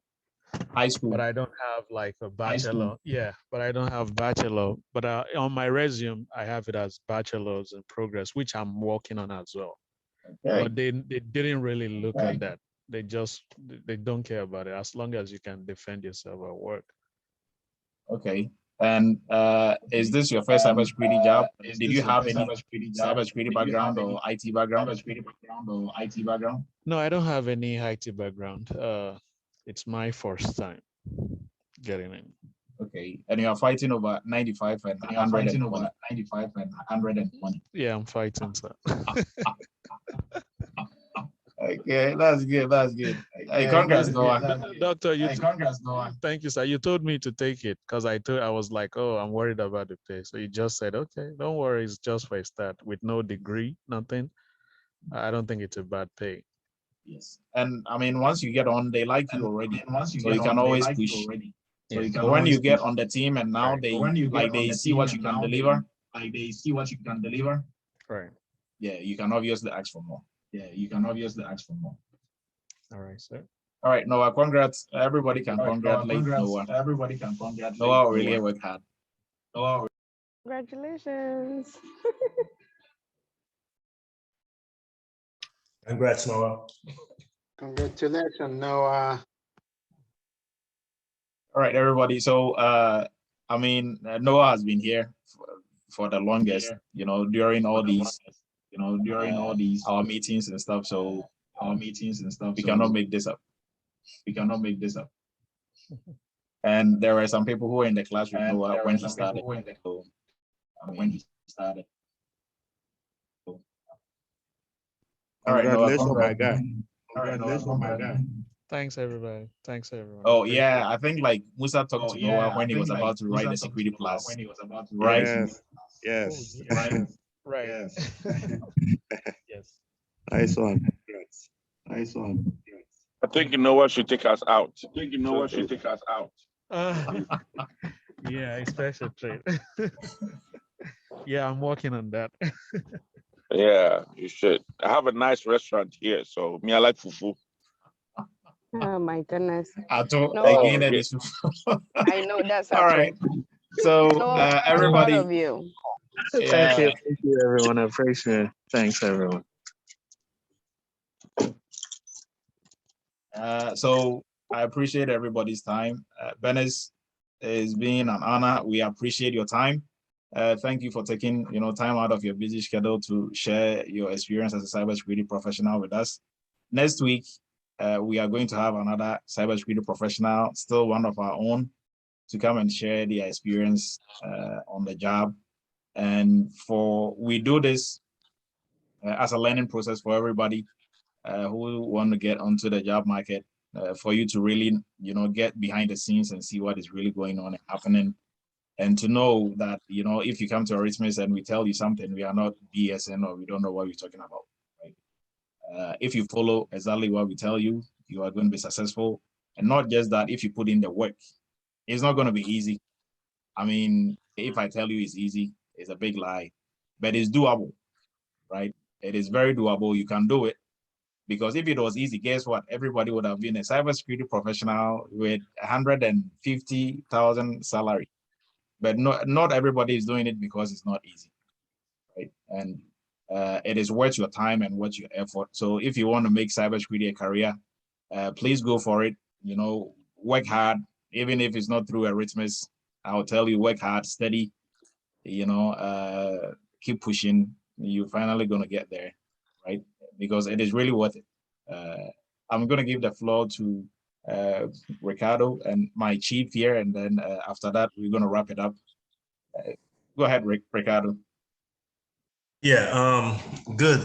You know what? Everything is good. I'm a first timer here, and I'm trying to, change career, or should I said, look into a next career. So when I saw your stuff, and I just clicked on it and said, let me listen to what's going on. So I'm new to all this stuff. I always liked computer, even before I went in the Army. I always been fascinated with computer and stuff like that. But it seems like, man, I'm playing catch up like it ain't nothing right now. So, it's a whole lot been going on. So, but I definitely would like to get into the cybersecurity stuff too, though. So, I guess I could probably email you after this, and you could tell me where I can start at and stuff like that or whatever. Because like I said, I just came across your stuff on YouTube. I was just like browsing around trying to look for stuff, and I came across your stuff and clicked on it. So, I don't even know what question to ask, right? And I'm just here listening and just trying to get a feel for it and stuff like that. So, and I definitely like the idea of to be able to working from home and stuff like that, and working with a group and projects and stuff like that. So lots of those stuff, kind of interests me. So but overall, I'm loving what I'm hearing. So, but like I said, I will email you or, send you a text or something. You can tell me how to get in contact with and stuff like that. You can tell me how to go about you know, because, you know, the Army will pay for me to go back to school, especially with a voc rehab and stuff like that. So I'm trying to figure like what's out there, what's, you know, I can use it for. Do I have to come up out of pocket and stuff like that? So, you know, but this is kind of environment I'm looking for. Something I can have this one-on-one talk to someone, you know, and get all the mentorship and stuff like that. And, you know, not just be on my own trying to figure it out and stuff like that. I think it takes way too long, you know, especially at my age and stuff like that too. So, you know, but overall, thank you guys. I appreciate it. And it's been wonderful listening to y'all. Okay. All right, Ricardo, we appreciate your time and thank you for showing up. So we will talk on the backside. My email is on here. I just posted it in the chat. And you can also go to eretmisacademy.com, Eretmis Academy. So Eretmis, I'm going to put the link also in the chat. You can start off with our free Cybersecurity for Beginner course. It gives you a very good overview of the cybersecurity industry and what you will be getting yourself into, right? And we will kick it from there, right? So for everybody on here who's not taking the free course, please do. Even if you are in college for PhD in cybersecurity, I bet you're going to learn something new with that cybersecurity beginner course. It's only a 2-hour course, but you're going to learn something new. Chibuzu, if I got it right, Chibuzu, please go ahead.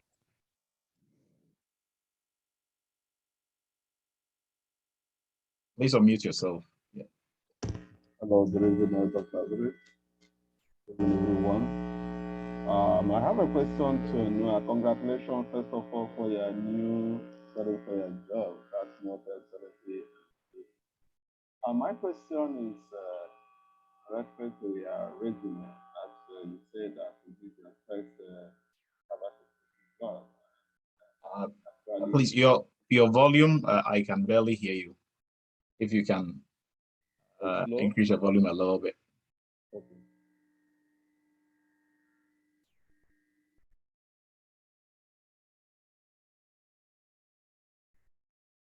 Please go ahead.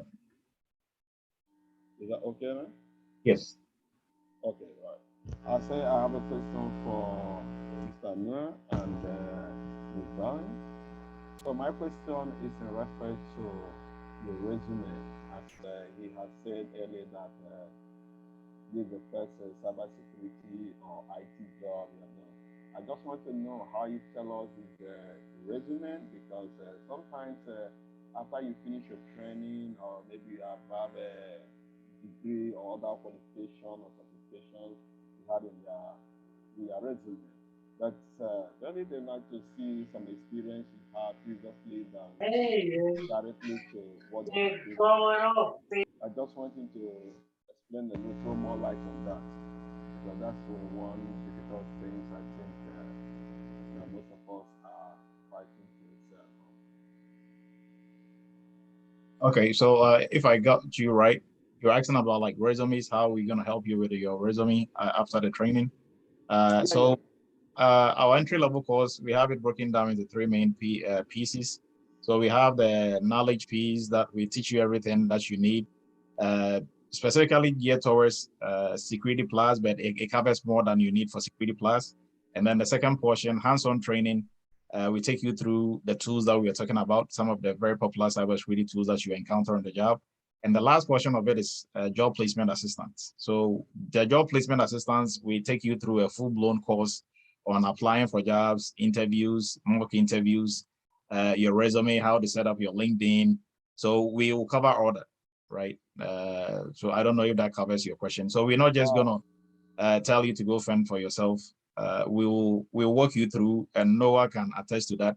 Every single interview, we'll do a mock interview with you, go through, you know, hey, look at this, look at that, answer this way, every single one of it.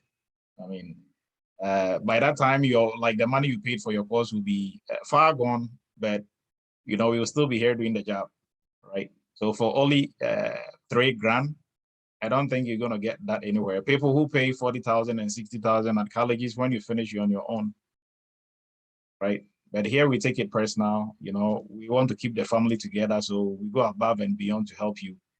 I mean, so with the resume part of it, yes, and also if you're talking about in terms of experience, hey, I've never worked in cybersecurity or IT. How do I put anything on there that I know, right? So your experience in IT and in cybersecurity, it doesn't have to be a paid experience or a paid skill. So when we talk about experience, we are talking about your skill and your knowledge, right? Your knowledge and your skill doesn't have to be a paid experience. And plus, we are not only looking for technical skills and knowledge, we're also looking for soft skills, like Venice said, right? So if you have any soft skills from, let's say like Ricardo, right? Ricardo was a chief in the army. He served for almost 24 years.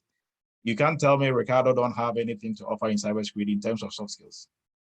He has too much to offer, right? So if you just look at the technical side and Ricardo don't know any cybersecurity, so he doesn't qualify, then you don't know what you're talking about, because we're not just looking at technical skills. Most jobs, they don't care even about the technical skills, because that is, they can easily train you on that. But if you can't show up on time, or you don't pay attention to detail, you are sending the wrong report to wrong people, presentations, you come unprepared.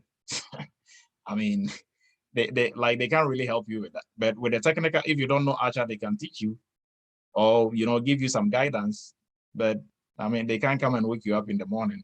So your soft skills and that you have from your previous job, it really counts. So if you're looking at experience, how do I say I have experience 2 years, 3 years? Your soft skills will count towards your experience. And then the knowledge and skill that we will give you also count, because the tools that you are going to be using on the job, that is what you are using, or that is what you are playing with, in your cybersecurity lab. So if you know how to use Excel at home and you go on the job and they ask you, do you know how to use Excel?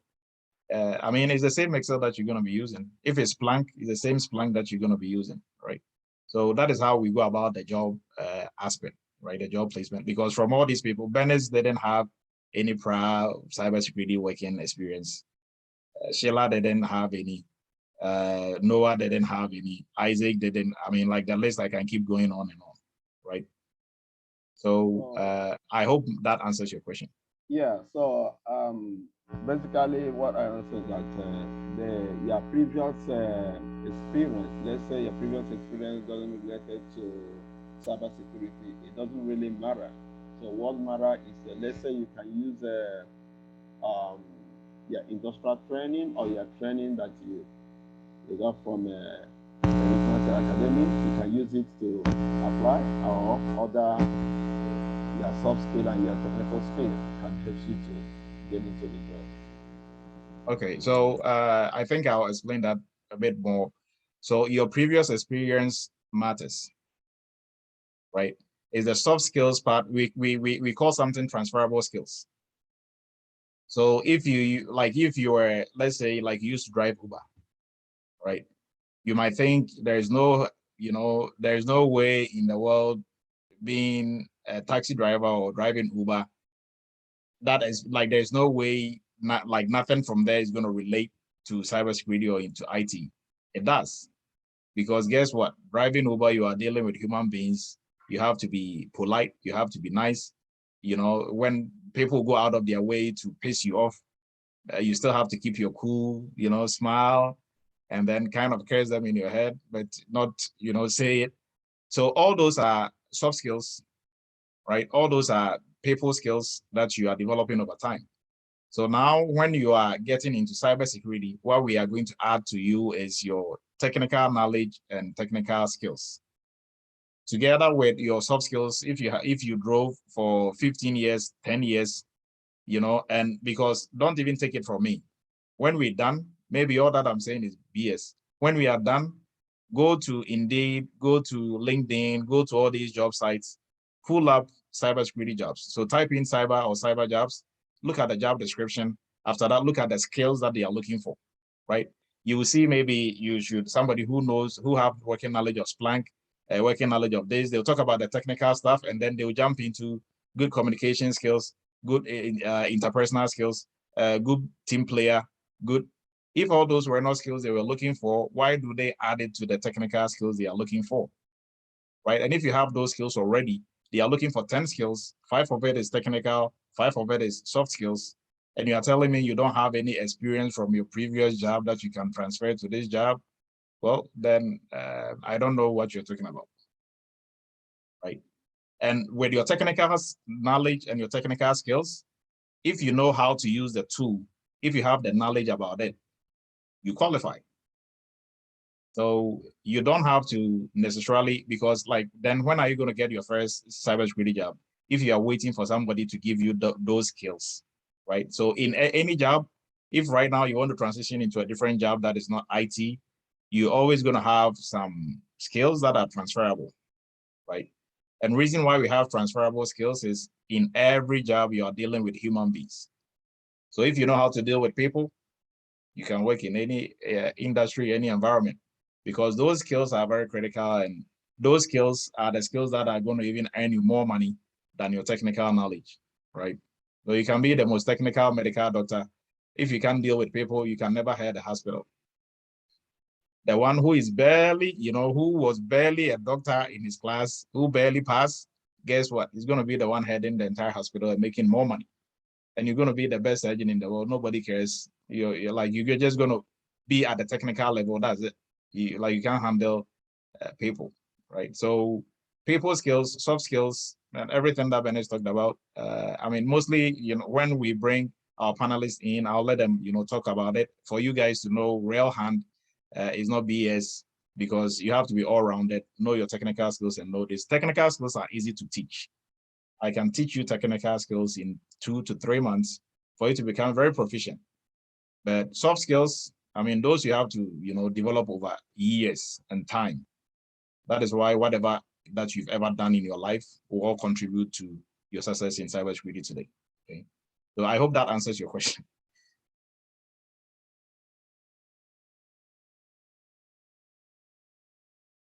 All right, everybody. I appreciate everybody's time. We are way over our time. Thank you very much for being with us today. I'm just going to put the website in there. I put my my details in there and our contact number in there. So this is a website, eretmisacademy.com. You can check our courses there out. We have hands-on, just standalone hands-on training. We have only job placement assistant. If you think you are good on the technical knowledge and skill side and you just need help finding a job, or you just need hands-on training, you can do that as well. If you need the full package, you're a beginner, where do I start? You can start with our entry-level course, and you're going to be very successful. And we have a really big family, and we are glad you were with us today. I appreciate everybody's time. Thank you very much. We'll meet the same time next week. It's going to be a different panelist. One of our own students who are working now will come and also share their knowledge and story. Please feel free to reach out if you need help with anything in terms of cybersecurity wise, right? Our contacts are in there, and the website, if you go there, you'll be able to book an appointment. Our numbers are on there. You can talk to somebody, right? I appreciate everybody's time. Congratulations, Noah. Thank you, everybody. We'll meet again next week, God willing. Have a blessed weekend, and I'll see you guys soon. Thank you, Doctor. Thank you, everyone.